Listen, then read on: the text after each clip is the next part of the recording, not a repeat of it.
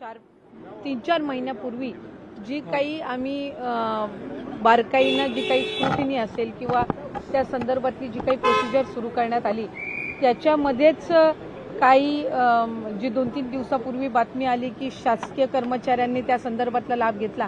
खरं तर जानेवारी महिन्यामध्ये जी काही स्क्रुटिनी झाली त्याच्यामध्येच ते लक्षात आलेलं होतं आणि त्यानंतर त्यांना जी काही 2000 का 2500 सुमारे जे काही लाभार्थी शासकीय कर्मचारी म्हणून होते 2 लाख कर्मचाऱ्यांचा डेटा आम्हाला प्राप्त झालेला होता।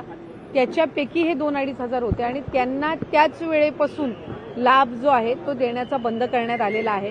त्याच्यामुळे अशा पद्धतीनं एखादी जर स्कीम असेल तर त्याच्यामध्ये स्क्रुटिनी आणि त्याचबरोबर त्याच्यामध्ये जे काही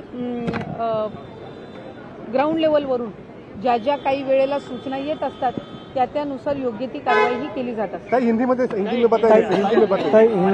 हिंदीच्या प्रश्नावर काही चर्चा झाली का? त्या ठिकाणी ऊसतोड ज्या महिला आहेत त्यांनी गर्भपिशवी काढली असल्याची 700 पेक्षा जास्त महिलांची संख्या, यावर काय चर्चा नाही? खरं तर त्या संदर्भामध्ये मंत्रिमंडळाच्या बैठकीत तर काही चर्चा झालेली नाही, पण ज्या वेळेला आम्हाला सुद्धा त्या संदर्भातली वर्तमानपत्र असेल किंवा माध्यमांच्याकडून किंवा खाली विभाग स्तरावरनं पण माहिती प्राप्त झाली तर त्या संदर्भातले संबंधित जे जिल्हाधिकारी आहेत तिथले जे जिमबादचे आणि इतर विभागांचे जे अधिकारी आहेत त्यांना आम्ही जिल्हाधिकाऱ्यांना सूचना दिलेल्या आहेत की त्या संदर्भातली जी काही म्हणजे काय कारणास्तव त्यांनी केलेलं होतं किंवा खरं तर मायग्रेशन असेल ऊसतोड कामगारांचं हे दरवर्षीच असतं, म्हणजे त्याच्यामध्ये असं काही विशेष नसतं, पण या वेळेला अशा पद्धतीचा जो काही रिपोर्ट समोर आलेला आहे त्या संदर्भामध्ये काही विशेष काही कारणं आहेत का किंवा काय त्याच्यावर आपल्याला पुढच्या कालावधीमध्ये उपाययोजना करता येईल या संदर्भामध्ये सुद्धा योग्य ती पावलं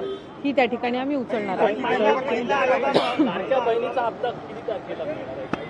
नाही, लवकरच लाडक्या बहिणीचा मे महिन्याचा हप्ता हा लाडक्या बहिणींच्या थेट खात्यामध्ये वितरित केला जाईल।